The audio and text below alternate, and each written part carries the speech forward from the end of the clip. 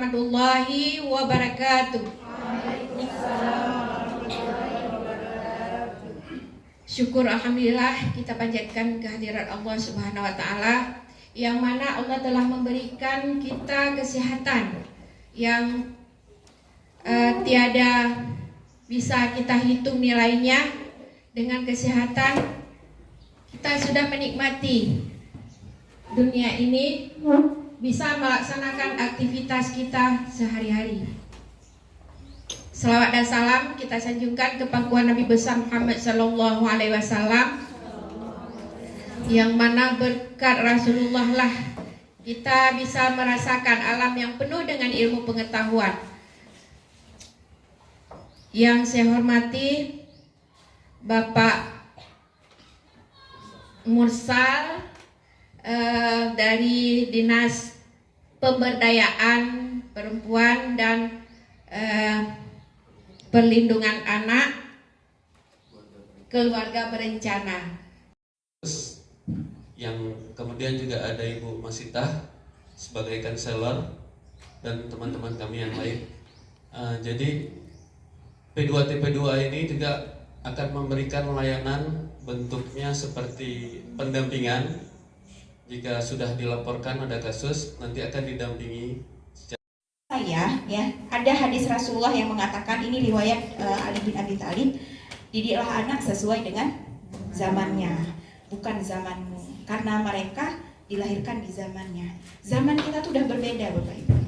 Zaman itu berganti dan itu sudah diprediksi oleh Rasulullah.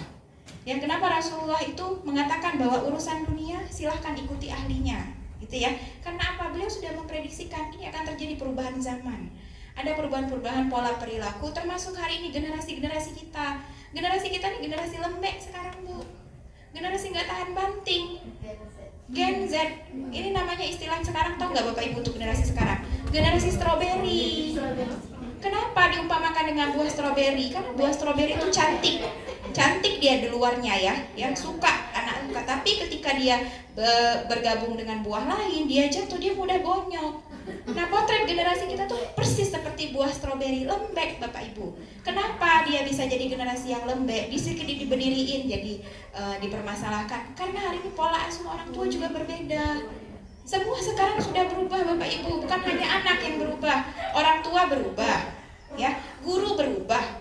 Kalau dulu anak kita waktu pulang kita ngadu ke orang tua, mak tadi dijemur sama ibu, dicubit nggak buat PR. Memang salah kamu, makanya besok buat PR gitu ya. Kalau sekarang anak cerita kayak gitu, orang tua langsung panas ya. Nah, karena itu Bapak Ibu, makanya hari ini sistem pendidikannya itu nggak bisa lagi dengan zaman dahulu, nggak bisa. Kalau misalnya ada kemarin itu pas kita turun, ada kepala sekolah bilang, Bu, sebenarnya nih gimana ya gitu ya, kalau dulu kok misalnya anak-anak disisiplinkan itu dengan kekerasan gitu ya, nggak masalah. Hari ini kita juga lahir dari kekerasan guru-guru kita dulu gitu ya Bu ya, tapi nggak masalah, nggak ada apa-apa. Saya punya anak juga, saya pukul, saya ini, tapi nggak masalah gitu ya Bapak Ibu ya. Nah, saya pikir gini Bu, untuk jadi jalan aman kita semua, kita nggak usah pakai kekerasan lah. Memang dalam Islam itu ada memang ya, disampaikan bahwa murru auladakum bisolah fisabati. Ada terusannya lagi Bapak Ibu, panjang, lebih kurang artinya seperti ini. Didiklah anak, perintahkan anakmu untuk sholat di usia 7 tahun. 10 tahun anak kita nggak mau sholat, boleh pukul. Nah, ada satu lagi perintah yang turun di usia ini Bapak Ibu, pisahkan mereka dari tempat tidur orang tuanya, gitu ya. 7 sampai 10. 7 sholat suruh kita sholat. 10 kalau nggak mau sholat boleh pukul. Boleh pukul nggak Bu? Boleh nggak Bu? Boleh. Dalam Islam, kalau menurut Ibu secara kajian ini boleh nggak? Nah, tadi boleh, ini enggak.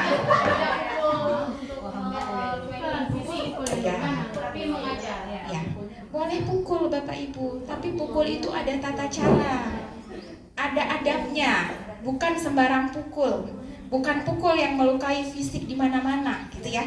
Prinsipnya pukul itu tangan itu nggak boleh ke atas, ya. Pukul kemana? Ke bawah. Makanya kalau anak nggak sholat, yang disuruh pukul itu apanya? Telapak kaki. Kenapa di telapak kaki? Di telapak secara medis ada saraf. Itu hasil penelitian. Luar biasa Islam itu mengkaji sampai segitu. Sebelum hasil penelitian ini keluar, perintah itu sudah diatur dalam Islam. Kenapa? Di kaki kita itu ada satu saraf yang ketika itu dirangsang dengan sedikit pukulan, itu akan merangsang anak untuk bergerak. Nggak malas lagi. Ya, jadi jangan sepot asal sembarang tempat Bapak Ibu. Apalagi pukul nih kepala. Ini fungsi paling mulia. Beratnya nggak besar. Ya, kita kalau berat badannya 50-60 kilo, berat kepala itu kira-kira 2 kilo cuman. Tapi itu fungsi mulia. Hari ini Bapak Ibu datang ke sini, itu perintahnya otak. Bisa gerakin tangan kanan, bisa ambil makanan, so itu perintahnya otak semua. Bisa ngomong, hari ini saya itu perintahnya otak. Makanya jangan pukul di sini. Terus nggak boleh pukul. Kita kadang-kadang suka pukul misalnya di mana? Di daerah yang banyak dagingnya, mohon maaf bokong, gitu ya. Padahal nggak boleh. Ya. Jadi pukul itu di mana? Di bawah. Semakin ke bawah Bapak Ibu pukul itu semakin bagus. Karena itu tidak akan menimbulkan rasa sakit dan trauma. Gitu ya Bapak Ibu ya. Jadi tapi ya yang ingin saya kaji dari hadis ini, dan saya ini pernah dengar dari kajiannya Ustadz Dendi Syah Rahman gitu ya. 7 sampai 10 itu ada kurun waktu.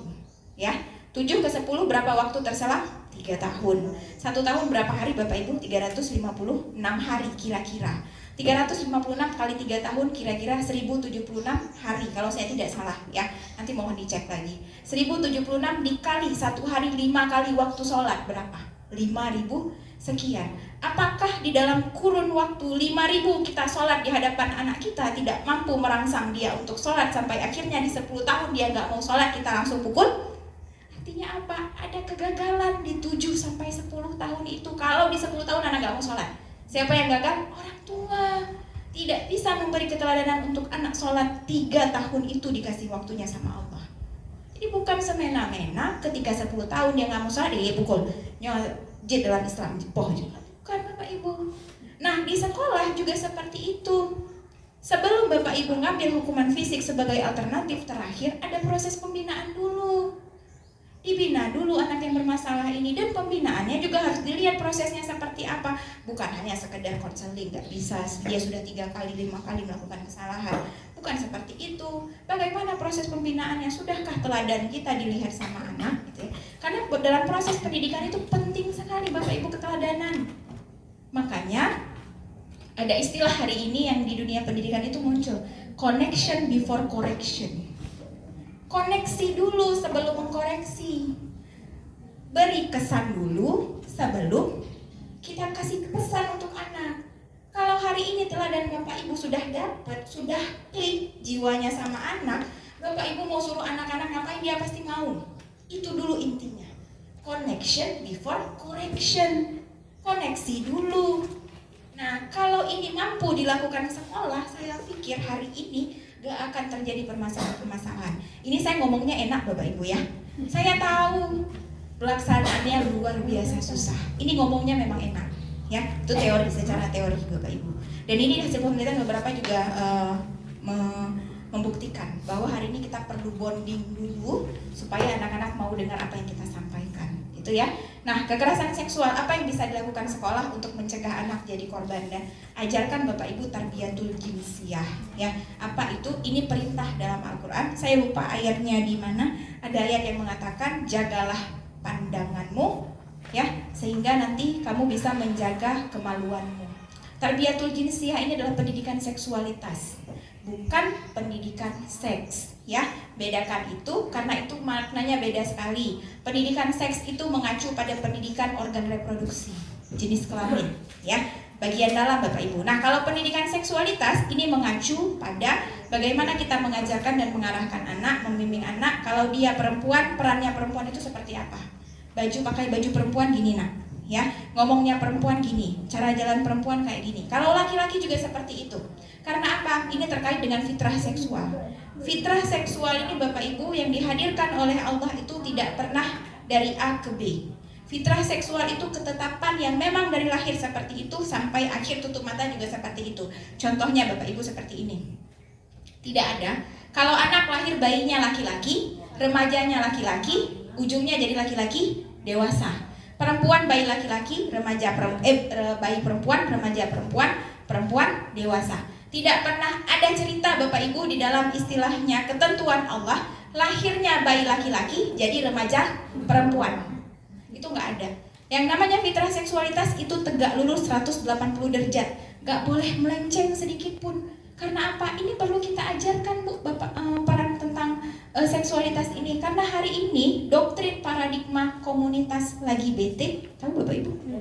Benar, LGBT, lesbian, gay, biseksual, transgender hari ini luar biasa kampanyenya dan menyerang anak-anak kita yang sudah masuk usia prabalik, bahkan mulai dari anak usia dini.